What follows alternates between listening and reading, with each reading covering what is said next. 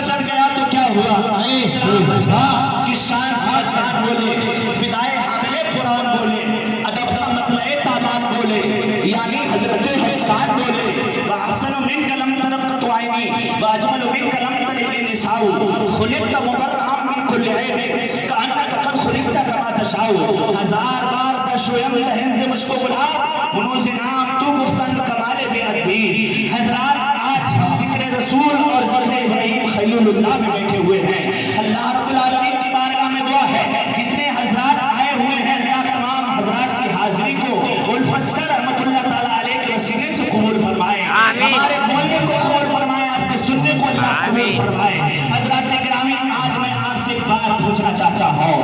اللہ رب العالمین نے جو ہے انسان کو زندگی دی ہے، زندگی تو چند دن کی ہے، ایک نہ ایک دن انسان کو دنیا سے ویلت کرنا ہے، جانا ہے. مگر میں آپ سے یہ پوچھنا چاہتا ہوں، اگر میں یہ آپ سے پوچھوں کہ آپ بتائیے کہ دنیا کے اندر انسان کو سب سے زیادہ کون سی چیز پیاری ہے، تو آپ کہیں گے مولانا تین چیزیں ہمیں بہت زیادہ پیاری ہیں. انسان کو تین چیزیں بڑی پیاری ہوا کرتی ہیں. بتاؤں کون سی تین چیزیں ہیں؟ آپ بخوبی جانتے ہیں. انسان کو سب سے پہلے جان پیاری ہوا کرتی ہے. کون سی چیز؟ جان پیاری ہوا کرتی ہے. اور اس کے بعد کون سی چیز پیاری ہوا کرتی ہے؟ مال پیارا. اس کے بعد اولاد پیاری ہوا کرتی ہے. اس کے بعد مال پیارا ہوا کرتا ہے. حضرات گرامی تین چیزیں آدمی کھونا نہیں چاہتا ہے. یہ تین چیزوں میں سے اگر ایک بھی چیز کھو جاتا ہے تو انسان دنیا میں ایسے جیتا ہے. اگر جان چلی گئی تو جینا خراب ہے، اگر اولاد چلی گئی تو جینا خراب ہے، اگر انسان کے پاس دولت چلی گئی یعنی مال چلا گیا تب بھی خراب ہے. مگر حضرت ابراہیم سے پوچھتے ہیں اے ابراہیم خلیل اللہ، آپ کو ان تمام چیزوں میں کون سی چیز پیاری ہے؟ تو ابراہیم خلیل اللہ کہتے ہیں نہ مجھے جان پیاری ہے، نہ مجھے اپنی اولاد پیاری ہے، نہ مجھے اپنا مال پیارا ہے. اگر پیارا ہے تو رب ذوالجلال کا ذکر پیارا ہے، ہمارے عالم کا جو ہے پیار پیارا ہے، جس سے میں اپنے محبوب اپنے رب کو جو ہے یاد کرتا ہوں، جس کو ذکر کو کرتا ہوں وہ ذکر پیارا ہے. حضرات گرامی جان کیسے پیاری نہیں ہے ابراہیم خلیل اللہ کا؟ سنو جان اس طرح سے پیاری نہیں ہے. حضرات حضرت ابراہیم خلیل اللہ دنیا میں تشریف نہیں لائے تھے. اس سے پہلے عالم دنیا میں آنے سے پہلے حضرات نمرود کے پاس کاہن بیٹھے ہوئے تھے، نجومی بیٹھے ہوئے تھے، سائنسداں بیٹھے ہوئے تھے. حضرات آج کے وقت میں ہمیں سائنسداں کہتے ہیں جو آج بھی چاند دیکھ کر سورج، آج بھی موسم کی تبدیلی دیکھ کر بتا دیتے ہیں کہ آج لناکیرے کے اندر بارش ہوگی کہ نہیں ہوگی، یعنی کچھلا میں بارش ہوگی کہ نہیں ہوگی، بریلی میں بارش ہوگی کہ نہیں ہوگی، پیلی بھیت میں بارش ہوگی کہ نہیں ہوگی، رامپور میں بارش ہوگی کہ نہیں ہوگی، مراد آباد میں بارش ہوگی کہ نہیں ہوگی. حضرات تمام شہروں کا جائزہ وہ لے کر بتاتے ہیں کہ بارش کا موسم کہاں پر ہے اور کہاں پر نہیں ہے. یہ موبائل ہے، اس کے ذریعے سے ہم اندازہ لگا سکتے ہیں کون دے رہا ہے. یہ سائنسداں بیٹھے ہوئے ہیں، یہ وہیں سے پورا ڈاٹا بھیج رہے ہیں کہ آج بارش فلاں جگہ ہوگی، آج کا تاپمان وہاں کا گرم ہے، آج کی برسات وہاں پر بہت تیز ہے. کیا مطلب؟ یہ سائنسداں ہیں جنہوں نے سائنس کو لے کر ترقی کر لی ہے. ایسے ہی اس دور میں نجومی ہوا کرتے جو ستاروں کی چال کو پڑھ کر بتا دیا کرتے یہ ستارہ کہاں جا رہا ہے، یہ ستارہ کیا بتا رہا ہے، وہ ستارہ کیا بتا رہا ہے. ایک نجومی اعلیٰ حضرت کی بارگاہ میں آ گئے، آنے کے بعد میں کہنے لگے، اعلیٰ حضرت کی بارگاہ میں کہنے لگے کہ میں کہتا ہوں ستاروں کی چال پڑھ کر بتا رہا ہوں، میں ایک میرا علم بتا رہا ہے کہ بارش کم سے کم 1 مہینہ تک نہیں ہوگی، 1 مہینہ تک نہیں ہوگی. تو اعلیٰ حضرت عظیم البرکت نے کہا تھا کہ یہ تیرا کہنا ہے کہ 1 مہینہ تک نہیں ہوگی، وہ تو رب ہے ابھی بارش کر دے. یہ تو چال دیکھ کر بتا رہا ہے، کہا میرا رب ہے وہ ابھی بارش کر دے. اس کی شان کا کیا پوچھنا؟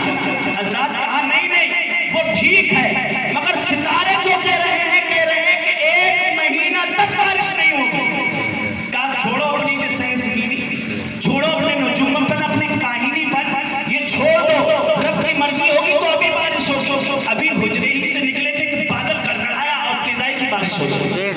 1 مہینے کا انومان لگایا تھا انہوں نے، مگر ابھی بادل گڑگڑایا اور کالی اندھیری چھائی، ترنت بارش ہو گئی، قدموں پر گر گئے.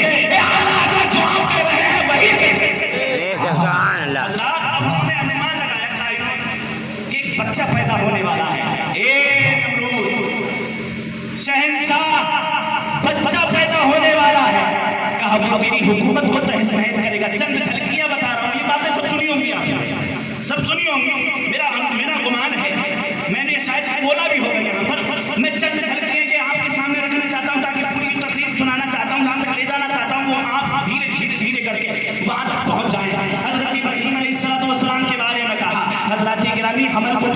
لیے نہیں کہا بلکہ جتنی حاملہ عورت تھی سب کے حمل کو گرا دینے کے لیے کہا، جو بچے گود میں تھے ان کو مار دینے کے لیے کہا، جو بچے عالم وجود میں آنے والے تھے ان کو آنے سے پہلے گرا دیا گیا۔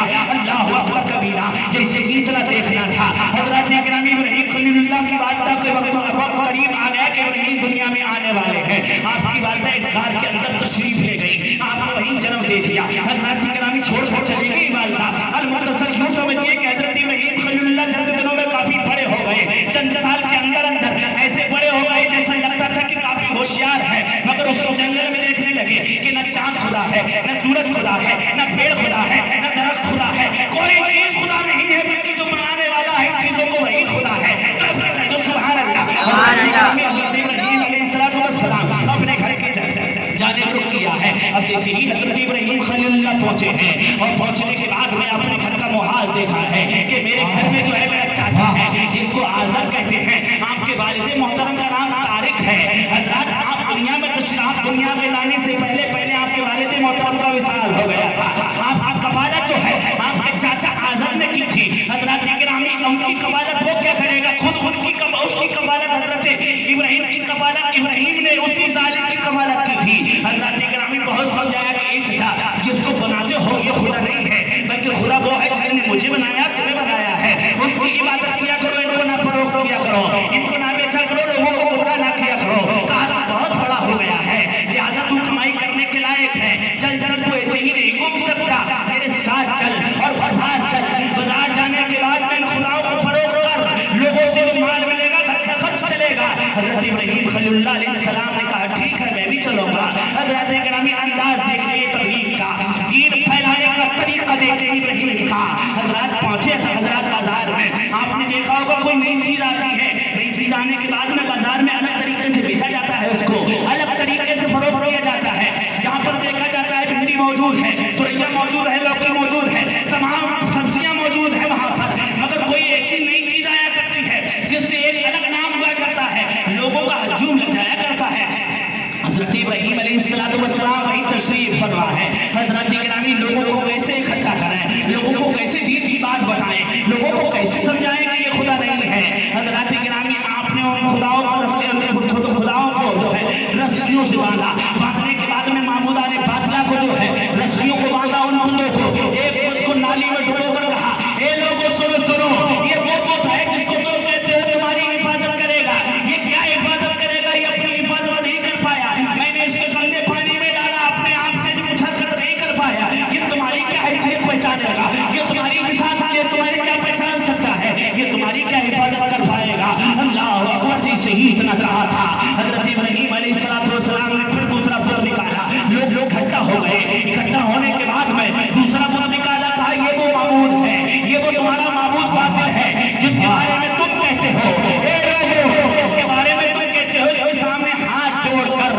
اس سے جو ہے بیٹیاں تسلیم مانگا کرتے ہو، بیٹیاں کو طلب کیا کرتے ہو، تو تمہارا گمان ہے کہ دیتا ہے، میں کہتا ہوں اپنے نام کی مکھی نہیں اڑا سکتا تو تمہیں بیٹی کا دے سکتا ہے، اس لیے یہ خدا نہیں ہے۔ حضرات گرامی جب لوگوں کا ہجوم اکٹھا ہو گیا تو لوگوں کے سامنے کہا جس کی تم پوجا کرتے ہو وہ خدا نہیں ہے، جس کی پوجا میں کرتا ہوں، جس کی عبادت میں کرتا ہوں، جس کو خدا میں مانتا ہوں، وہی عبادت کے لائق رب العالمین ہے، اس کے سوا